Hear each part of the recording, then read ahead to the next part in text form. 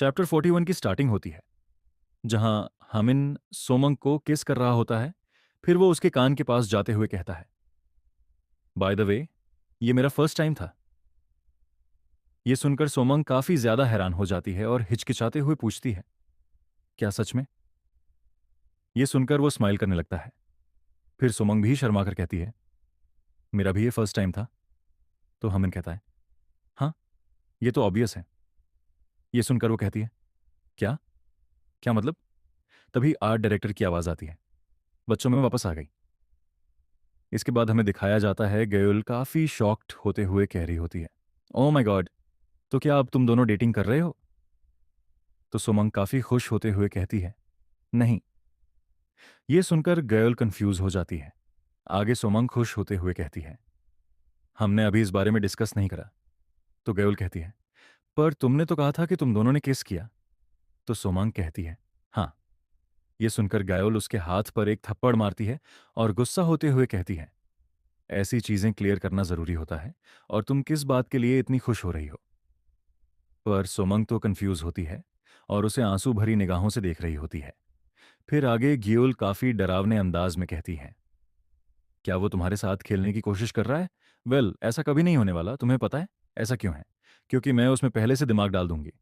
गेयोल को इतना गुस्से में देख और ये बातें सुनकर सोमांग घबरा जाती है, पर गेयोल तो अभी भी काफी गुस्से में होती है। फिर सोमांग बात बदलते हुए उससे पूछती है, हे गेयोल, समर स्कूल खत्म ही होने वाला है तुम्हारे लिए, तो स्कूल में सब कैसा है? कोई दिक्कत तो नहीं? ये सुनकर वो कुछ कहने वाली होती है, पर रुक जाती है और हंसते हुए कहती है, ऑफ कोर्स स्कूल हमेशा की तरफ काफी बोरिंग है। इसके बाद हमें दिखाया जाता है सुमंग तैयार हो रही होती है, पर उसे कुछ अच्छा नहीं लग रहा होता। फिर कुछ टाइम बाद वो आर्ट स्टूडियो जाते हुए अपने मॉम डैड से कहती है, मैं आर्ट स्टूडियो जा रही हूँ, बाय। ये सुनकर वो दोनों एक साथ कहते हैं, ओके, हैव फन। तभी वो दोनों सुमंग को हैरानी से देखने लगते हैं। फिर सुमंग के डैड सुमंग से हैरान होते हुए पूछते हैं, स्वीटी, क्या तुम ऐसे घर से बाहर जा रही हो? ये सुनकर सुमंग हंसते हुए कहती है, क्यों? क्या मैं अजीब दिख रही हूं? फिर उसे देख उसके डैड कहते हैं, पहले तो अपने बालों से ये फूल हटाओ। पर तभी सुमांग की माम उस पर काफी तेज तेज हंसने लगती है, जिससे सुमांग निराश हो जाती है। उसे ऐसे देख उसके डैड परेशान होते हुए कहते हैं, चलो भी, अब उसका ज्यादा मजाक मत बनाओ। इट्स ओके स्वीटी, तुम जैसी हो वैसी ही काफी सुंदर हो। इसके बाद हमें दिखाया जाता है सुमंग आर्ट स्टूडियो जाते हुए सोच रही होती है, क्या मैंने कुछ ज्यादा कर दिया था? फिर वो मुंह बनाते हुए कहती है, ये थोड़ा अजीब हो जाएगा अगर मैं अचानक से ऐसे तैयार होकर आर्ट स्टूडियो जाऊं तो। सच में बदलना आसान नहीं है, लेकिन फाइनली अब हम अपने स्कूल यूनिफॉर्म में नहीं हैं, तो अब मैं थोड़ा प्रिटी दिखना चाहती थी, पर मैं इसमें फेल हो गई।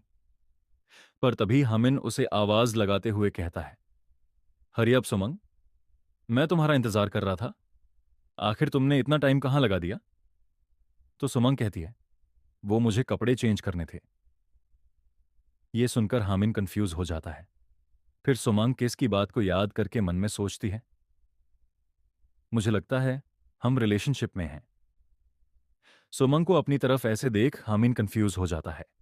इसके बाद वो दोनों एक साथ आर्ट स्टूडियो जाने लगते हैं। तभी एक बच्चा हामिन से टकरा जाता है। फिर वो बच्चा हामिन से सॉरी कहता है। तभी हामिन उससे कहता है, तुम यहाँ क्या कर रहे हो? तुम घर से काफी दूर हो। तो वो बच्चा कहता है, मेरा दोस्त यहीं रहता है, पर आप यहाँ क्या कर रहे हो? तो हामिन कहता है, मैं इस एकेडमी में जाता हूँ। उन्हें ऐसे देख सोमंग सोचती है, क्या ये दोनों एक दूसरे को जानते हैं? तभी हामिन उस बच्चे को लॉलीपॉप देते हुए कहता है, मैं तुम्हें ये दूंगा तो तुम ये सीक्रेट रखना कि तुमने मुझे यहाँ देखा। लॉलीपॉप देखकर वो बच्चा खुश हो जाता है और ओके कह देता है। फिर सोमंग उसे जाते देख हमिन से पूछती है, वो कौन था?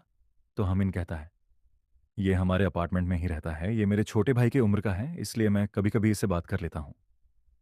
ये सुनकर सोमंग सोचती है, हाँ सही, इसने कहा था कि इसके पास एक छोटा भाई है जो एलिमेंट्री स्कूल में है। ये सरप्राइजिंगली बच्चों को पसंद करता है। तभी हामिन सोमंग से कहता है, क्या तुम अभी कुछ कहने नहीं वाली थी? तो सोमंग स्माइल करते हुए कहती है, आज तुम्हारी बारी है मॉडल बनने की।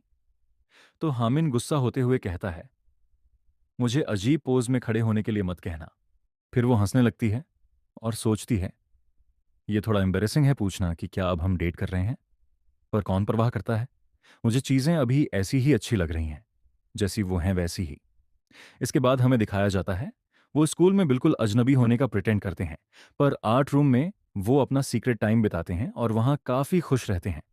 पर तभी हमें दिखाया जाता है टीचर सोमंग से कुछ पूछ रही होती है, पर सोमंग सो रही होती है। फिर जैसे ही उसकी आंख खुलती है तो सभी बच्चे उसकी तरफ देखने लगते हैं, फिर उसे ऐसे देख हंसने लगते हैं। इसके बाद हमारा सीन गयोल की तरफ शिफ्ट होता है, जहां एक लड़की उसकी डेस्क पर किक करते हुए कहती है, काफी लंबा टाइम हो गया गयोल, आखिर तुम कैसे समर क्लास स्किप कर सकती हो बिना हमें बताए। हम दुखी थे कि तुमने हमें कांटेक्ट करने की कोशिश नहीं करी। क्या तुम जानती हो हमने तुम्हें कितना मिस किया। उन सभी की ये बातें सुनकर गेउल कुछ नहीं कहती और काफी घबराई हुई दिख रही होती है। इसके बाद हमें दिखाया जाता है आर्ट डायरेक्टर के फोन पर किसी की कॉल आ रही होती है। फिर वो कॉल उठाकर कहती है, हेलो, नीमोज स्टूडियो। क्या? अच्छा, तो आप हमिन की मॉम बात कर रही हो। इसी के साथ हमारा 41 चैप्टर कंप्लीट होता है। चैप्टर 42 की स्टार्टिंग होती है, जहां सुमंग हमिन को बता रही होती है, मेरी बड़ी बहन हमेशा से हर चीज में अच्छी रही है, फिर चाहे वो जो कुछ भी करे, पर लोग कहते हैं मैं हमेशा स्लो रही हूं। तो मेरे डैड ने सोचा कि मैं ऐसे सभी से पीछे हो जाऊंगी, चाहे फिर वो मुझे प्राइवेट एकेडमिक ही क्यों ना भेज दे पढ़ने के लिए। तो उन्होंने सोचा मुझे ड्रॉ करने दिया जाए जितना मैं चाहूं उतना, क्योंकि मुझे ये करना पसंद था। फिर आगे वो बताती है, तुम जानते हो हमारा आर्ट स्टूडियो काफ़ी रिलैक्स है और डायरेक्टर मुझे कुछ सिखाने की कोशिश नहीं करती, बल्कि वो बस एक सपोर्टिंग रोल निभाती है जब भी मैं कुछ नया ट्राई करने की कोशिश करती हूँ। मेरी मॉम को डायरेक्टर की ये बात अच्छी लगती है और इस तरह मैं अपना टाइम आर्ट स्टूडियो में स्पेंड करने लगी, तो इसलिए। तो सुमंग पूछती है, तो क्या? फिर हामिन कहता है, मुझे तुम्हारा आर्ट शुरू से ही पसंद आया था। जब से मैंने उसे पहली बार देखा था, वो यूनिक और काल्मिंग था, वार्मिंग और फ्रीइंग भी। तो मैं क्यूरियस था कि किस तरह का पर्सन ऐसा आर्ट बनाता होगा और वो नेक्स्ट क्या बनाएगा। मैं हमेशा लंच टाइम का वेट करता था, क्योंकि मैं तुम्हारे बारे में और जानना चाहता था। फिर आगे वो कहता है, तुम्हारे पेरेंट्स समझदार हैं। तो सोमांग ये सब सुनकर स्माइल करती है और कहती है, लेकिन मैं तुम्हारे पेरेंट्स को भी समझ सकती हूँ। तुम्हारे पास काफ़ी ऑप्शन होंगे अगर तुम स्कूल में अच्छा करोगे तो। अगर मैं ड्राइंग करने में अच्छी नहीं होती तो मेरे पेरेंट्स भी सब कुछ करते जो उनके बस में होता और मुझे पढ़ाते। ये सुनकर हामिन कहता है, हाँ, मुझे भी ऐसा लगता है। हम इस टाइम पढ़ते हैं ताकि फ्यूचर में हमें ज़्यादा से ज़्यादा ऑप्शंस मिल सके। लेकिन क्या हो अगर वो सारे ऑप्शंस डिसअपीयर हो जाएं? ये कहकर वो सुमंग के कंधे से अपना सर हटा लेता है और फिर उसकी तरफ देखते हुए कहता है, क्या तुम जानना चाहती हो मैंने स्टडी क्यों करी? ये मैंने दया की वजह से करा। फिर आगे हामिन बताता है, मेरी माम अनएक्सपेक्टेडली प्रेग्नेंट हो गई और इस वजह से उनकी शादी कम उम्र में हुई, उनके सपने अधूरे रह गए। तभी हमें दिखाया जाता है टीचर हामिन की तारीफ करते हुए कह रही होती है, हामिन का आईक्यू दूसरे बच्चों के मुकाबले काफ़ी ज़्यादा है और ये एक गिफ्टेड बच्चा है पढ़ाई करने में। उनकी ये बात सुनकर हमिन की मॉम की आंखों में एक चमक आ जाती है। तो आगे हमिन बताता है, ये उस टाइम की बात है जब मेरी मॉम ने डिसाइड किया था कि मेरा फ्यूचर क्या होगा। इसके बाद हमें दिखाया जाता है हेमिन की मॉम उसे जबरदस्ती पढ़ाने की कोशिश कर रही होती है, पर हेमिन जिद करते हुए नहीं पढ़ रहा होता है, जिससे उसकी मॉम दुखी हो जाती है। पर फिर भी वो पढ़ने के लिए तैयार नहीं होता। आगे हेमिन बताता है, पहले मैं काफी जिद्दी और क्लेवर था, इसीलिए मैंने कभी वैसा नहीं किया जैसा उन्होंने मुझे करने के लिए कहा। फिर हमें दिखाया जाता है जब हमिन 6 साल का था तो उसका छोटा भाई आने वाला था, जिस वजह से उसकी मॉम हमिन से कहती है, मैं तुम्हें ग्रैंडमा के घर ले जा रही हूं, तो तुम ग्रैंडमा के साथ रहो जब तक मैं हॉस्पिटल में हूं। यह सुनकर वो न खुश होते हुए उनकी तरफ देखने लगता है और फिर उन्हें धक्का देकर आगे जाते हुए कहता है, मैं ग्रैंडमा के घर नहीं जाना चाहता, मैं अपने घर जाना चाहता हूं। पर तभी उसकी मॉम को दर्द होने लगता है, जिसे देख हमिन काफी ज्यादा डर जाता है। इसके बाद हामिन बैठा रो रहा होता है और सोचता है कि ये उसकी गलती है। पर तभी उसके डैड उसके पास आते हैं, जिन्हें देख हामिन कहता है, क्या मेरा छोटा भाई बहुत ज्यादा बीमार है? क्या वो मरने वाला है मेरी वजह से? ये सुनकर उसके डैड कहते हैं, क्या? नहीं, ऐसा बिल्कुल नहीं है। वो बस थोड़ा जल्दी पैदा हो गया, तो बस वो थोड़ा छोटा होगा। अगर तुम उसका अच्छे से ध्यान रखोगे एक बड़े भाई की तरह, तो वो जल्दी हेल्थी हो जाएगा। तो चलो अब हम उन्हें देखने चलते हैं। फिर वो दोनों हमिन की मॉम के पास आते हैं। फिर हामिन अपनी एक उंगली अपने छोटे भाई की तरफ ले जाता है। तभी वो हमिन की उंगली पकड़ लेता है, जिससे हामिन काफी ज्यादा खुश हो जाता है और मन में सोचता है, मेरा छोटा भाई, मैं इसे प्रोटेक्ट करूंगा। इसके बाद आगे हमिन बताता है, जब मेरा छोटा भाई थोड़ा बड़ा हुआ तो उन्होंने अपने अधूरे सपने जबरदस्ती उसके ऊपर थोपने की कोशिश करी, क्योंकि वो मेरे साथ ऐसा नहीं कर सकी। फिर हम देखते हैं हमीन अपने टेस्ट पेपर अपनी मॉम को दिखाता है, जिसमें उसे फुल मार्क्स मिले होते हैं। ये देखकर वो काफी ज्यादा हैरान हो जाती है और कहती है, मैंने तुम्हें प्राइवेट एकेडमी भी नहीं भेजा, फिर भी तुम सभी टेस्ट में फुल मार्क्स लाए हो। तो हमिन कहता है, मैं अच्छे ग्रेड लाऊंगा और जो कुछ भी आप चाहते हो वो करूंगा। तो इसलिए हम इनको वो करने दो जो वो चाहता है। इसके बाद हमें दिखाया जाता है, सुमंग चलते हुए सोच रही होती है। मैं थोड़ा सरप्राइज हो गई थी ये जानने के बाद कि उसकी फैमिली मेरी फैमिली से कितनी अलग है, और हमिन सच में अपने छोटे भाई की काफी परवाह करता है। वो मेरी बड़ी बहन से काफी अलग है। तभी उसे कुछ स्टूडेंट्स की आवाज आती है जो हमिन की बुराई कर रहे होते हैं। ये सुनकर सुमंग वहीं रुक जाती है और सोचती है, क्या ये हमिन के दोस्त नहीं है? पर तभी वो पीछे मुड़ती है, जहां हमिन होता है, जो उनकी ये सब बातें सुनता है और खामोश रहता है। फिर अपने चेहरे पर हल्की सी स्माइल लाता है, जहां वो काफी ज्यादा दुखी लग रहा होता है। पर स्माइल करते हुए सुमंग को चुप रहने को कहता है। इसके बाद हमें आर्ट स्टूडियो के बाहर का सीन दिखाया जाता है, जहां सुमंग हमीन का वेट करते हुए सोच रही होती है, क्या वो दोनों हमीन के क्लोज फ्रेंड्स नहीं थे, स्पेशली वो चश्मे पहनने वाला लड़का। पर ऐसा लगता है हमीन पहले से ही इस बारे में जानता है। क्या इसलिए ही वो लोगों के प्रति निराश रहता है? लेकिन वो इतनी देर क्यों कर रहा है और मेरे किसी मैसेज का रिप्लाई भी नहीं कर रहा है? वेल, वो जल्दी ही यहां आ जाएगा तो मैं उसका अंदर इंतजार करती हूं। ये कहकर वो अंदर जाने लगती है। तभी वो काफी ज्यादा हैरान होते हुए पूछती है, क्या? आपका क्या मतलब है?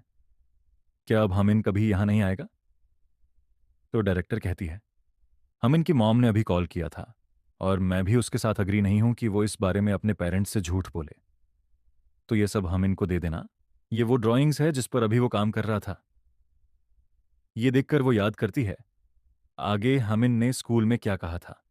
हमिन कहता है, तो इसलिए मुझे अपनी मॉम के लिए बुरा लगता है, क्योंकि उन्हें एक दिन रियलाइज हो जाएगा कि ये सब उनका लालच है। तभी हमें दिखाया जाता है हमिन की मॉम। हमिन को बहुत तेज थप्पड़ मारती है और उसके ऊपर गुस्सा कर रही होती है। इसी के साथ हमारा 24वां चैप्टर पूरा होता है।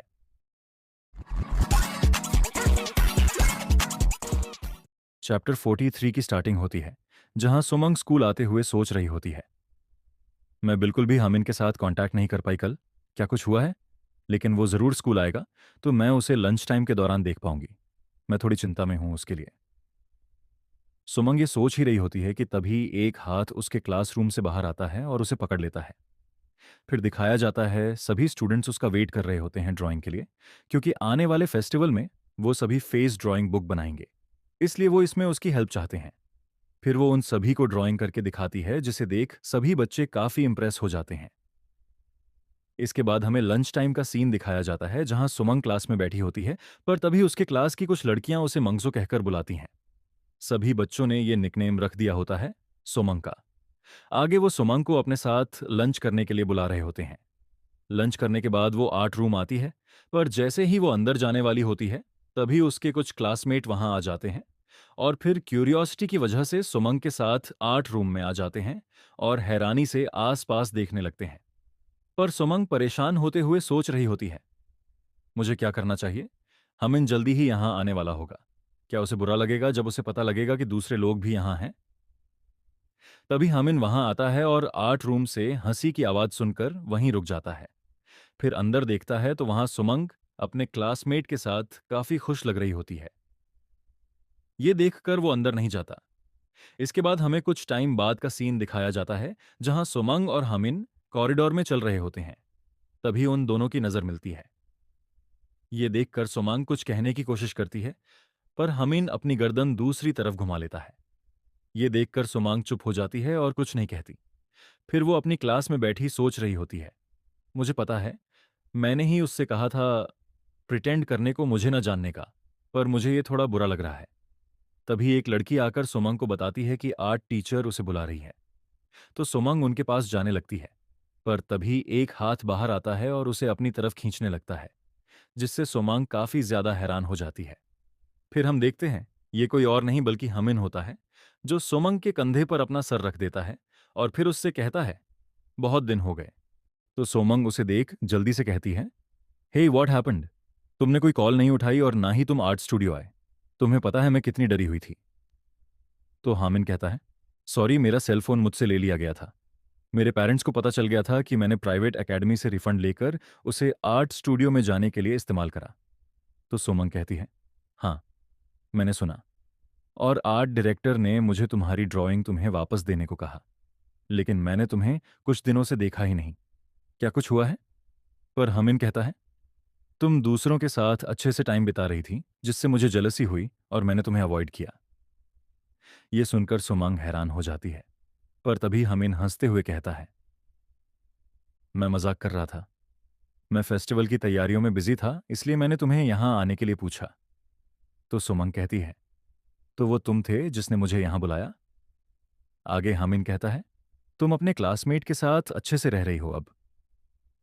ये सुनकर सुमंग कहती है, हाँ, मेरी क्लास फेस पेंटिंग ड्राइंग कर रही है फेस्टिवल के लिए, तो मैं बस उनकी मदद कर रही हूं। तो हमिन कहता है, ये अच्छा है। मुझे पता था चीजें ऐसी हो जाएंगी। मुझे पता था जैसे ही वो तुम्हें जानेंगे, तुरंत ही तुम्हें पसंद करने लगेंगे। पर सुमंग हामिन की शर्ट पकड़कर अपनी तरफ खींचती है और कहती है, मेरे बारे में बहुत हो गया। तुम्हारे बारे में क्या? क्या तुम ठीक हो? क्या तुम काफी ज्यादा मुश्किलों में हो?